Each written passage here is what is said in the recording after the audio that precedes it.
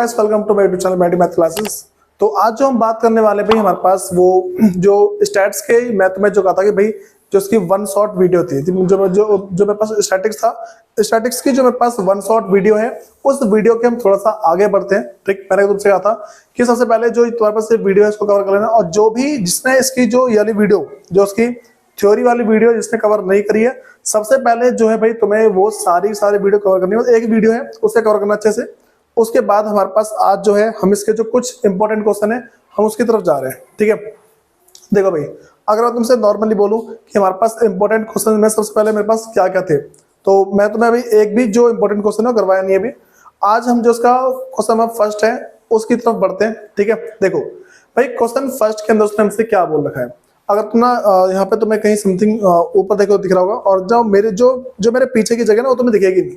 ठीक है, जो मेरे पीछे का जो हिस्सा है वो तुम्हें ऑब्वियसली दिखेगा नहीं। ठीक, तो देखो हम बात करते हैं मेरे पास करेगी व्हाट इज द इंपॉर्टेंस। मैं देखो जब भी मैं तुमसे बोलता हूँ ना बच्चों इंपॉर्टेंस लिखा हुआ है, ठीक है, तो तुम इसको हिंदी में क्या बोलोगे, देखो जरूरत। ठीक है, तुम इसको हमेशा जरूरत समझ के चलना। जब भी बोल दो ना कि भाई इंपॉर्टेंस, तो तुम हमेशा क्या समझोगे इसको, जरूरत जरूरत जरूरत। तुम्हें हमेशा यही बोलना है कि इसका मतलब क्या होता है, जरूरत होता है। तो what is the importance of statics in economics. देखो भाई हम बात करते हैं कि मेरे पास ना इकोनॉमिक्स के अंदर स्टैट्स की जरूरत क्या है। ठीक, नॉर्मल मेरे पास क्वेश्चन ये है कि what is the importance of statics in economics. Economics के अंदर मेरे पास स्टैटिक्स की जरूरत क्या है। सबसे पहला भाई यहाँ मेरे पास ना तुम्हें हल्का बढ़ाऊं करेगी नंबर ऑफ इकोनॉमिक प्रॉब्लम। ठीक है भाई, हमें पता है इकोनॉमिक की बहुत सारी प्रॉब्लम होती है। ठीक है, वैसे मेरे पास ना जो मेजरली है 3 प्रॉब्लम बोलते हैं, इसको हम सेंट्रल प्रॉब्लम ऑफ इकोनॉमी बोलते हैं। तो मैं पढ़ा चुका हूं मैं पहले।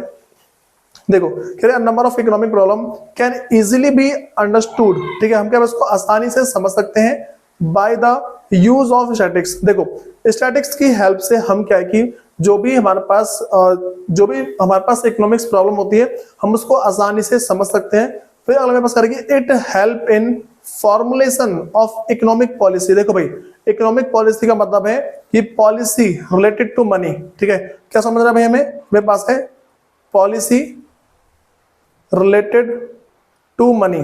ठीक है, पॉलिसी रिलेटेड टू मनी मेरे पास है। तुम्हें इन बात ध्यान रखकर चलना है। जब भी बोल दो ना इकोनॉमिक पॉलिसी तो हम क्या समझेंगे, पॉलिसी रिलेटेड टू इकोनॉमी में, हाँ भाई पॉलिसी रिलेटेड टू मनी है। तो वही मेरे पास कह रहा है कि it help in formulation of economic policy, जिसका मैं तुम्हें एग्जांपल दे रहा हूँ। ठीक है, मेरे पास कह रहा है कि basic economic activity like production के लिए जो मेरे पास जो प्रोडक्शन होता है ना भाई, प्रोडक्शन के लिए अगर हमें कोई से भी मान के चलो पॉलिसी बनानी है हम उसको आसानी से बना सकते हैं। उसके बाद अगला मेरे पास है कंजप्शन के लिए, और बहुत सारी बातें होती है, डिमांड सप्लाई। ठीक है, सारी बातें। तो मेरे पास कुछ इसका इंपॉर्टेंस है। ठीक है, देखो भाई जो मेरे पास जो इसका पहला पॉइंट है स्टैटिक्स इन कंजप्शन। पहला मेरे पास पॉइंट क्या भाई, स्टैटिक्स इन कंजप्शन है। तो मेरे पास नॉर्मली वही है। देखो भाई क्या स्टैटिक्स हेल्प इन अंडरस्टैंडिंग। ठीक है, मेरे पास क्या भाई हमारी हेल्प करता है अंडरस्टैंडिंग में, किस चीज की, कि how different group of people, कि भाई कैसे अलग अलग ग्रुप ऑफ पीपल। भाई अलग अलग ग्रुप ऑफ पीपल का मतलब है हिंदू मुस्लिम सिख ईसाई नहीं है। ठीक है, यह मतलब है कि जो एक टाइप के गुड्स की डिमांड करते हैं। मैं तुमसे ऐसा बोल दूं कि भाई मेरे पास देखो 4 टाइप के लोग हैं। सबसे पहले तुमसे बोलूं कि मैं ऐसा बोल दूं, एक ऐसे लोग जो सिर्फ नॉन वेज खाते हैं, एक ऐसे लोग जो वेज खाते हैं, तीसरे ऐसे लोग जो मेरे पास दोनों खाते हैं। ठीक है, तो इसकी बात चल रही है। तो करेंगे how different group of people spend there income. ठीक है, अलग अलग लोग क्या अपने पैसे को कैसे स्पेंड करते हैं, कैसे खर्च करते हैं on various goods and services. भाई अलग अलग गुड्स पे और अलग अलग सर्विस पे अपना पैसा कैसे खर्च करते हैं।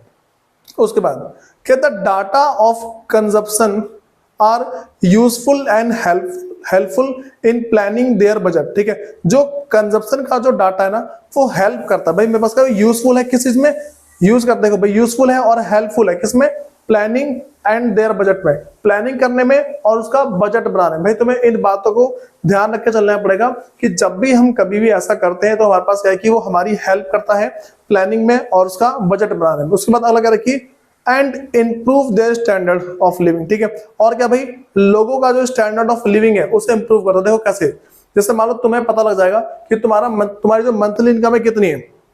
अगर कोई इंसान है उसको पता लग जाए कि उसकी जो मंथली इनकम कितनी है, अगर ये पता लग जाता है तो भाई वो इस बात का भी पता लगा सकता है कि उसको कितना खर्चा करना है, कितने पैसे बचाने हैं। तो ये जो भी इनकम की वो जो प्लानिंग करेगा ना, हम उसी को नॉर्मली बजट बोलते हैं, ठीक है। उसके बाद कह रहे कि इट हेल्प्स प्रोड्यूसर, ये हेल्प करता है प्रोड्यूसर की टू एनालाइज, भाई एनालाइज करने मतलब कि एनालाइज मतलब पता लगाना, ठीक है। इसका मतलब पता लगाना, टू एनालाइज कंजप्शन पैटर्न, ठीक है, जो कंज्यूमर है उनके कंजप्शन पैटर्न के बारे में, और फिर understanding of standard of living of particular region, भाई किसी भी एक पर्टिकुलर रीजन के जो लोग हैं उनका स्टैंडर्ड ऑफ लिविंग क्या, ठीक है, नॉर्मल सी बात है। देखो और अब बाकी हम इसका देखते हैं, जो मेरे पास बाकी के 2 पॉइंट है। पहला कह रहे कि स्टैटिक्स इन प्रोडक्शन, ठीक है। पहले मैं तो जो ऊपर मेरे पास कंजप्शन थी मैंने उसकी बातें बता दी, अब हम बात करते हैं मेरे पास स्टैटिक्स प्रोडक्शन के अंदर बात करते हैं, ठीक है। अब सुनो, तो कह रहे कि the comparative study of the production process, जो मेरे पास ना भाई कंपैरेटिव स्टडी, हमें पहले पता होना चाहिए कंपैरेटिव स्टडी क्या होती है। एक साल से दूसरे साल की मतलब स्टडी करना, जैसे मान के चलो मैं तुमसे बोल दूं कि नॉर्मल तुमसे बोलूं 1 साल का है, उसको दूसरे साल से कंपेयर करना, या फिर किसी भी मान लो कि डिमांड की जो मेरे पास होती है एक डिमांड दूसरा सप्लाई, चलो मैं ऐसा बोलूं कि कंजप्शन और जो प्रोडक्शन है इन सब की स्टडी करना, तो इसको बोलते हैं कंपैरेटिव स्टडी, ठीक है।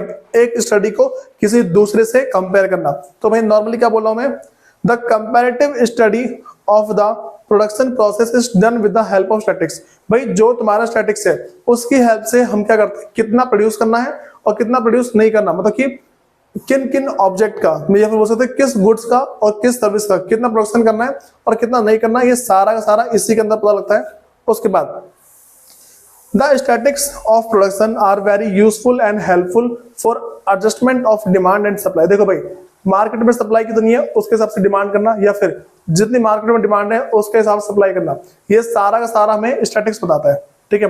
करके and determining quantity of production of the commodity, normal सी बात है भाई, मार्केट के अंदर ना कितनी डिमांड है कितनी सप्लाई है उसके हिसाब से हम ये वाली बातें पता लगाते हैं कि हमें कितना प्रोडक्शन करना है, ठीक। उसके बाद अगला मेरे पास है स्टैटिक्स इन डिस्ट्रीब्यूशन। मैं डिस्ट्रीब्यूशन की बात करते हैं, पहले हमें पता होना चाहिए कि डिस्ट्रीब्यूशन क्या होता है। मैं तुमसे नॉर्मल से एक ही बातें बोलूंगा, देखो भाई अगर मैं डिस्ट्रीब्यूशन की बात कर दूं ना, तो मैं बोलूंगा मेरे पास जो फैक्टर ऑफ प्रोडक्शन 4 होते हैं, मेरे पास क्या है 4 फैक्टर ऑफ प्रोडक्शन होते हैं। तो एक मेरे पास है भाई लैंड, ठीक है, अगला है लेबर, फिर जाके कैपिटल, फिर उसका अगला एंटरप्रेन्योर, ठीक है, ये 4 होते हैं मेरे पास। टोटल मेरे पास क्या है भाई 4 मेरे पास फैक्टर ऑफ प्रोडक्शन है। ये जो मेरे पास चारों के चारों फैक्टर ऑफ प्रोडक्शन है, इन फैक्टर ऑफ प्रोडक्शन के बीच में जो सेल होके इनकम आई कैसे कैसे बटेगी, इस चीज में बहुत ज्यादा हेल्पफुल है, ठीक है भाई। बताओ बात समझ आ रही है। मैं तुमसे नॉर्मली बोला है कि जो मेरे पास स्टैटिक्स इन डिस्ट्रीब्यूशन है, स्टैटिक्स इन डिस्ट्रीब्यूशन का मतलब मेरे पास क्या है कि जो स्टैटिक्स है उसको स्टैटिक्स है वो डिस्ट्रीब्यूशन में हेल्प कैसे करता है। तो क्या statistical method are used in solving the problem of distribution of national income, भाई जो हमारे पूरे देश में जो भी नेशनल इनकम हो रही है उसको डिस्ट्रीब्यूट करने में हेल्प करता है हमारी, भाई किसके बीच में, amongst various factor of production. भाई मेरे पास क्या पहला लैंड, लेबर, कैपिटल, उसके बाद क्या एंटरप्रेन्योर, इन चारों के बीच में लैंड में, लेबर में और कैपिटल में और एंटरप्रेन्योर में, इन सब में हमारी जो इनकम है कैसे बटेगी वो सारी बातें हम इसी के अंदर पढ़ते हैं, ठीक है भाई। जो अगला क्वेश्चन मेरे पास है वो कह रहे explain the function of statics. जो मेरे पास फंक्शन जब भी तुमसे बोलना तो उसको हिंदी में बोलते हैं कार्य, ठीक, कि काम क्या है, स्टैटिक्स का काम क्या है भाई। तो सबसे पहला help in understanding economic problem, भाई तुम्हें बता चुका हूं मैं कि इकोनॉमिक प्रॉब्लम क्या होती है।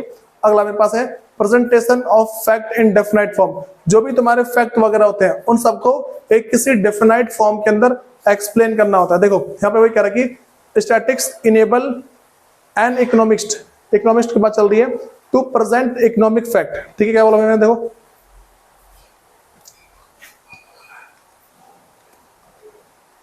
या सुनो मैं थोड़ा इसके पीछे देख लेना मैं क्या लिखा हुआ है, मैं बस एक बार रीडिंग कर देना उसकी तो मैं समझ में आ जाएगा।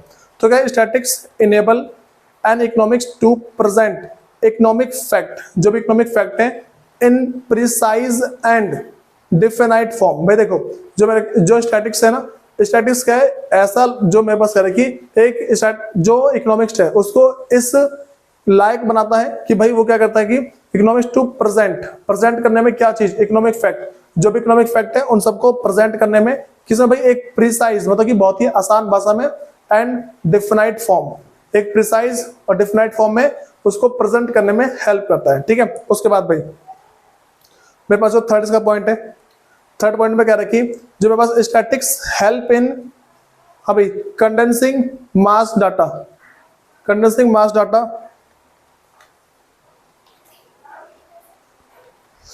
हाँ भाई क्या बोला मैंने कि जो मेरे पास statics help in condensing mass data into few numerical figures. भाई नॉर्मल सी बात है, हम बोलेंगे जो मेरे पास कंडेंसिंग, देखो बहुत सारे ना अलग अलग फॉर्म में डाटा होते हैं, ठीक, अलग अलग फॉर्म में डाटा को हम क्या प्रेजेंट करते हैं, न्यूमेरिकल फॉर्म में। ये सारा क्या भाई स्टैटिक्स का काम है, ठीक है। हल्की रीडिंग कर लेना इसकी।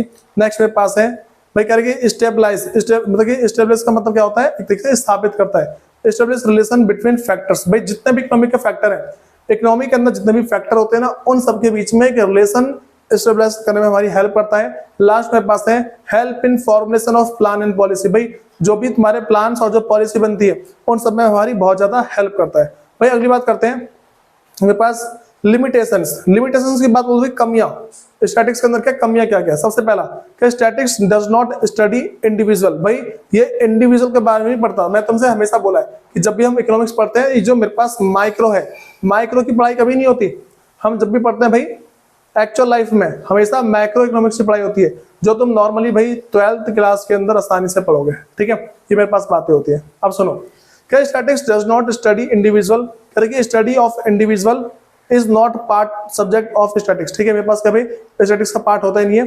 तो क्या statics study the aggregate of, मतलब कह रहा है एग्रीगेट ऑफ फैक्ट्स ओनली। जो एग्रीगेट बोलते हैं ना भाई, जैसे समझ देखो हम 11th में पढ़ते हैं डिमांड, हम क्या पढ़ते हैं 11th डिमांड पढ़ते हैं, मेरे पास ये 11th का टॉपिक है। लेकिन बात कर दूं ना अगर 12th के टॉपिक की, मेरे पास है एग्रीगेट डिमांड, ठीक है, एडीज को बोलते हैं नॉर्मली। उसके बाद अगर मैं बोल दूं तुम 11th में पढ़ते हो बच्चों सप्लाई, तुम 11th के अंदर सप्लाई के बारे में पढ़ोगे, लेकिन 12th में पढ़ोगे एग्रीगेट सप्लाई के बारे में। इस तरीके से बातें होती है। हम एक्चुअल लाइफ में देखो जो स्टैटिक्स है ना, इनके बारे में पढ़ाई करता है और किसी के बारे में बताता नहीं हमें। फिर सेकंड मेरे पास है statics deal with the quantitative facts only. भाई ये तो मैं बता चुका हूँ, ठीक है, हल्की रीडिंग कर लेने से समझ में आ जाएगा। मेरे पास क्या कि जो स्टैटिक्स है वो डील करता है सिर्फ क्वांटिटेटिव फैक्ट। क्वांटिटेटिव फैक्ट का मतलब है वो सिर्फ नंबर के रूप में होता है, कभी भी वो तुम्हारी क्वालिटी को शो नहीं करता, ठीक है। तुम इसमें लिख सकते हो, अगर तुम अपनी भाषा में लिखोगे कि statics deal with only quantitative fact, it does not deal with the qualitative factors, ठीक है। इस तरह से लिख सकते हो आराम से। फिर थर्ड मेरे पास है, हाँ भाई ये इससे बता चुका हूं, कह रहे कि statistical result are only on average, ठीक है। देखो कह रहे कि unlike the law of natural science, ठीक है। जैसे मेरे पास ना अगर जो मेरे पास नेचुरल साइंस है तो उसके अगर हम उससे थोड़ा हट के बात करें, कह रहे कि statistical observation are not error free. भाई जो स्टैटिकल ऑब्जर्वेशन है वो एरर फ्री नहीं होता, ठीक। जैसे मैं तुमसे बोल दूं कि मैं बोलूं कि बच्चों मान के चलो मेरे पास ना पिछले साल जो जीडीपी में परसेंटेज हुई ना वो 7% बढ़ी है, ठीक है। जीडीपी में क्या है, मान के चलो जो मेरे पास जीडीपी है वो 7% बढ़ गई है, इंक्रीज हुई है। तो क्या तुम्हें ऐसा लगता है भाई एग्जैक्ट 7% हुआ होगा? एग्जैक्ट 7%, उससे कम ज्यादा भी तो होगा, थोड़ा बहुत तो कम ज्यादा होगा। तो ये वही कह रहा है मेरे पास कि भाई observation are not error free, इसके अंदर एरर होते हैं, गलतियां होती हैं। तो इसलिए बोल सकते हैं कि these are not always valid under all condition. भाई और ये जो मैंने क्या बोला कि ये हमेशा हर एक कंडीशन के अंदर सही नहीं होते हैं, सब जगह सही नहीं होते। फिर अगला बात कर रही only expert can make best possible statics. देखो यहाँ पे कह रहे कि ओनली एक्सपर्ट, भाई जो सिर्फ एक्सपर्ट लोग होते हैं ना, सिर्फ वो ही expert can make the best possible use of statics. भाई देखो हम अगर ना जैसे मान लो मैं भी हूं, अगर मेरे को पूरे देश की जो डाटा है, अगर जो पूरे देश का डाटा है मुझे उठा के दे दी जाए तो मैं उसको ढंग से डील नहीं कर पाऊंगा, ठीक है। मैं उसके बारे में समझ नहीं पाऊंगा क्या, ठीक है। ये नॉर्मल सी बातें होती है भाई, मैं उसको कुछ भी नहीं समझ पाऊंगा, नॉर्मल सी बात है, ठीक। उसके बाद अब सुनो भाई, जिसको हल्का बहुत नहीं दिख रहा थोड़ा ना, अब दिख गया होगा, देख रहे हैं जो भी है, ठीक है, इतना में दिख जाएगा शायद, ठीक। अब सुनो भाई अगली बात करता हूं मैं। मेरे पास कह रहा है कि नेक्स्ट, हाँ भाई कह रहे कि uniformity and homogeneity of data. इसका मतलब कह रहे कि इट इज एसेंशियल दैट, मेरे पास क्या भाई बहुत ज्यादा जरूरी है, दैट डाटा मस्ट हैव हाँ भाई data must have quality of uniformity, मतलब मेरे पास क्या है कि and homogeneity to make the data comparable. देखो इसका मतलब ये है कि जो डाटा है ना वो हमेशा एक ही फॉर्म में होना चाहिए। अगर उसकी फॉर्म चेंज हो गई तो हम पिछले साल के डाटा से कंपेयर नहीं कर पाएंगे, नॉर्मल सी बात है, ठीक है। देखो मैं इसमें बस ये बता रखा कि uniformity and homogeneity of data, जो डाटा हमेशा यूनिफॉर्म होना चाहिए, हमेशा एक ही फॉर्मेट में होना चाहिए और होमोजेनिटी होनी चाहिए इसके अंदर। देखो यूनिफॉर्मिटी का मतलब तो बता दिया मैंने कि भाई डाटा जैसा होना चाहिए, होमोजेनिटी का मतलब है डाटा इस फॉर्म में हो कि इसको हम आराम से एक्सचेंज कर पाए, ठीक है। हमें अगर ना दूसरे साल के डाटा से मैच करना ना, हम उसके बदले इसको आराम से प्रेजेंट कर सकते हैं, ठीक है। अब सुनो भाई, जो मेरे पास अगला है इसका नेक्स्ट कह रहा है कि यू हैव, भाई थोड़ा ना ऐसे क्वेश्चन बहुत ज्यादा आते हैं, ठीक है, वैसे ना इंपॉर्टेंट समझ लेना, ऐसे क्वेश्चन आते हैं। कह रहे कि यू हैव अनलिमिटेड वांट्स, हम सबको पता है भाई जो ह्यूमन वांट्स है क्या हमेशा अनलिमिटेड होती है। कह रहे कि एंड लिमिट रिसोर्सेस, और ये पता है हमें जो रिसोर्सेज हमेशा लिमिटेड होते हैं, टू सेटिस्फाई देम, ठीक है। पास में आ रही है, हमसे इतना बोला गया कि भाई तुम्हारे पास क्या है कि जो तुम्हारी वांट्स है वो क्या अनलिमिटेड है, ये हमें पता है कि जो हमारी वांट्स होती है वो अनलिमिटेड होती है। कह रही कि एंड लिमिट रिसोर्सेज, जो तुम्हारा रिसोर्स है वो क्या तुम्हारे पास लिमिटेड है। कह रही टू सेटिस्फाई देम, कह रही कि explain this statement by giving an example, how do you choose, हाँ करेंगे how do you choose the want to be satisfy. तुमसे बस इतना बोला जा रहा है कि भाई तुम मुझे इतना बताओ कि तुम किस तरीके से, तुम क्या है कि किस तरीके से लिमिटेड रिसोर्सेज से अपनी जो भी तुम्हारी वांट्स है उसको पूरी तरीके से सेटिस्फाई करोगे। भाई देखो वैसे तुमने बहुत बार पढ़ चुका है, जैसे मैं तुम्हें पहला एग्जांपल दे रहा हूँ, अरे if a student have 500 he wants to buy book and new dress, ठीक क्या बोला मैंने। देखो एक तो बुक खरीदना चाहता है, एक बुक खरीदना चाहता है, दूसरा क्या भाई और नए ड्रेस नहीं चाहता है। तो मुझे बताओ कि भाई वो किस चीज को परचेस करेगा। तुमको देखो एक बार ना वीडियो रोको, यहाँ पे वीडियो रोक लो, अब ना एक बार देखो, अब मानो भाई तुमने वीडियो को सोचा होगा, तो मैं ये सोच रहा था कि भाई देखो जितने हिंदी का दोबारा सुन लो, मैं कह रहा हूँ कि तुम्हें वीडियो रोक के ना ये सोचना है कि भाई बताओ वो 500 रुपए में से पहले वो नई जो बुक है वो खरीदेगा या फिर जो न्यू ड्रेस है वो लेगा। एक बार ना सोचो इसे। तो अगर तुमसे नॉर्मली बोलो ना कि बच्चों सोच के बताया तुमने, तो तुम बोलोगे कि जिसकी जरूरत है ना वो खरीदेगा, नॉर्मल सी बात है। देखो अगर उसको बुक की जरूरत होगी पहले तो बुक खरीदेगा, अगर उसको न्यू ड्रेस की जरूरत ज्यादा है तो वो खरीदेगा। तो यहाँ पे कह रहा है कि but he can't purchase both in ₹500, भाई वो 500 रुपए में दोनों का दोनों खरीद नहीं कर सकता। So he will choose that which is most urgent required, ठीक है, नॉर्मल सी बात है भाई। देखो अब यहाँ पे वही कह रहा है कि our wants are unlimited but the resources to satisfy them are limited and have alternatives, ये वाली बातें बता चुका हूं भाई। उसके बाद कह रही कि a person, हाँ भाई यहाँ कहा कि a person choose wants to satisfy first according to the priority। भाई सबसे पहले क्या हो अपनी priority के हिसाब से देखेगा, priority of need, क्या satisfaction attach and availability of resources to satisfy that want। भाई नॉर्मल सी बात मेरे पास ये कह रहा है कि एक जो इंसान है वो उस चीज को ज्यादा मतलब कि ज्यादा वो करेगा जिस चीज की उसे जरूरत बहुत ज्यादा है, ठीक। अब सुनो नेक्स्ट मेरे पास क्वेश्चन है भाई, ऐसे क्वेश्चन देखो ये 3 बार इसीलिए लिखे हुए हैं क्योंकि ऐसे क्वेश्चन बहुत बार आ चुके हैं। तो देखो तुम्हारे पास अगर ये आ जाए तो ये आ जाए तो ये आ तो तुम्हें तीनों के तीनों आंसर भाई एग्जैक्ट सेम है। सुनो statistical method are no substitute of common sense, ठीक है। हमसे बोला जा रहा है कि जो भाई जो मेरे पास ना जो स्टैटिकल मेथड है वो हमारी कॉमन सेंस पे डिपेंड नहीं करता। फिर कह रही कि support this statement with the help of suitable example. अगला मैं वही बोलूंगा कि statistics can misused, give example. देखो ये हो या फिर ये हो, बात वही है। फिर अगला कह रहा है कि statistics can lead to mistrust, ठीक है भाई, इससे ना मतलब कि ट्रस्ट की गलती होती है। Support this with an example, तीनों में से कुछ भी आ जाए भाई तो इसका आंसर एक लिखना होता है, ठीक। उसके बाद भाई देखो इसका जो तुम्हारा पूरा आंसर है इसके रीडिंग करवा रहा हूं मैं।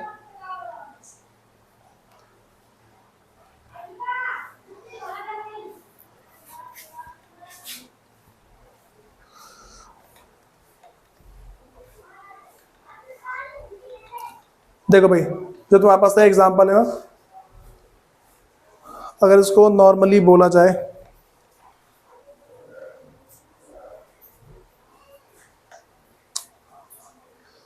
हाँ भाई देखो मेरे पास क्या रखी इसका आंसर है, कह रहे द अबव स्टेटमेंट, जो मेरे पास ऊपर स्टेटमेंट दे रखी है, can be supported with the following example. तुम्हें इसको लिखना जरूर है। कह रहे कि once a pandemic broke out in various cities of region. भाई कह रहे कि एक ना कोई सी पैंडेमिक है, कोई सी समझ जैसे कोरोना वायरस टाइप, कि the authorities of city decided to contain infection by increasing testing to identify infected person। देखो वहां पे बस इतना है कि ये चीज पता लगाने की कोशिश कर रहे हैं कि वहां पे क्या हो कि जो भी इन्फेक्टेड पर्सन है उसका पता लगा सके, ठीक है। उसके बाद the more testing reduce the chance of missing the infected space. देखो यहाँ पे कह रहे हैं कि अगर ना जितना ज्यादा हम देखो यहाँ पे कह रहे हैं कि मोर टेस्टिंग, जो अगर हम जितना टेस्ट करेंगे ना, कह रहा मोर टेस्टिंग, हाँ भाई कह रहे हैं मोर testing reduce the chance of missing the infected specially symptoms of, हाँ भाई कह रहे कि माइल्डली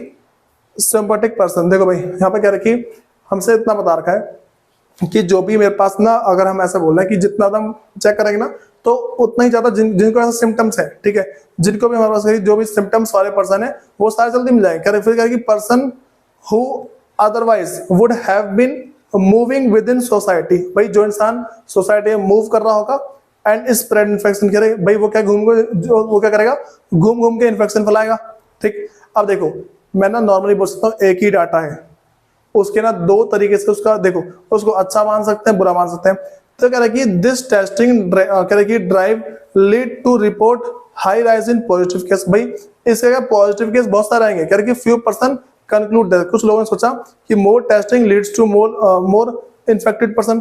भाई देखो कुछ लोगों ने बोला कि हम ना जितनी ज्यादा टेस्टिंग करेंगे उतना ही ज्यादा क्या होगा। देखो ये पता लगा कि हम जितनी ज्यादा टेस्टिंग करेंगे ना, कुछ लोगों ने बोला कि हाँ भाई जितनी टेस्टिंग करोगे उतनी ही ज्यादा क्या है तुम्हारे पास ना जो लोग हैं वो क्या है, जो इन्फेक्टेड लोग हैं वो कम हो जाएंगे। लेकिन दूसरों ने पता लगा भाई तुम जितना ज्यादा घूमोगे ना उतना ज्यादा इन्फेक्टेड लोग निकलेंगे। भाई कॉमन सेंस की बात है, मान लो कोरोना वायरस चल रहा है, ठीक है, अब कोरोना वायरस के टाइम पे जितना ज्यादा टेस्ट करेंगे, ठीक है, निकलते रहेंगे केस, तो जो क्या इन्फेक्टेड लोग कम हो जाएंगे। ये बात तो सही है, जो इन्फेक्टेड लोग हैं कम हो जाएंगे। लेकिन अगर तुमसे मैं नॉर्मली बोलूं कि चलो ठीक है मैंने मान लिया कि जो इन्फेक्टेड लोग हैं तो कम हो जाएंगे, लेकिन इन्फेक्टेड लोग के कम होने के साथ साथ इन्फेक्टेड लोग कम हो गए, लेकिन उसके साथ क्या होगा भाई, देखो उनके साथ ना नॉर्मल सी एक बातें और निकलेगी, ठीक है, वो बोलेंगे कि भाई देखो, वो ना नॉर्मल इस तरीके से बोल के चलेंगे कि जो तुम जो घूम रहे हो, जैसे मान लो कि एक इंसान है, ठीक है, अब ये बहुत सारी जगह घूम रहा है, ये क्या जगह जगह घूम रहा है, तो भाई इस घूमते घूमते घूमते घूमते क्या होगा, अगर मान लो ये इन्फेक्टेड निकला तो, अगर यही इंसान इन्फेक्टेड निकला तो जो इन सब में से इन्फेक्टेड नहीं होगा उसे कर देगा इन्फेक्टेड, ठीक है। ये वाली बातें होती है। कह रही कि so the cities which are not testing symptoms of mild, हमें कह रहे कि mild symptoms person are having less spread of infection.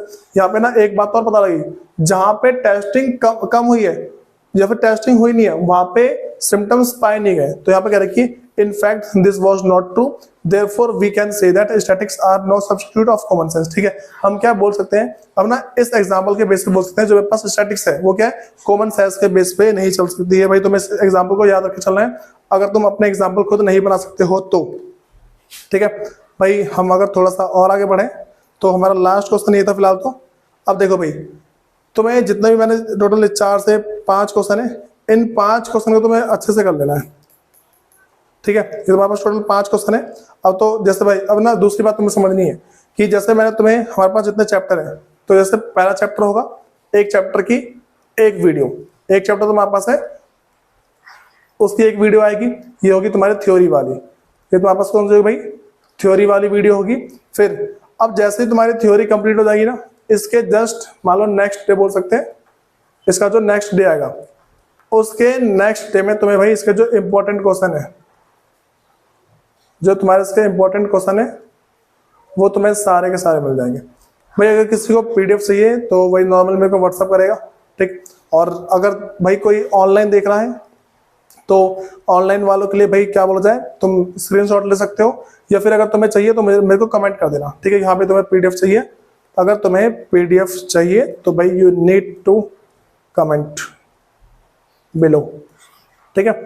तो देखो भाई अगर जितना पॉसिबल हो सके ट्राई मारना कि अच्छे से हो जाए। तुम्हारा एक चैप्टर पूरा फिनिश हो चुका है, उसके बाद हम देखते हैं इसका जो अगला चैप्टर है वो, ठीक है। धन्यवाद।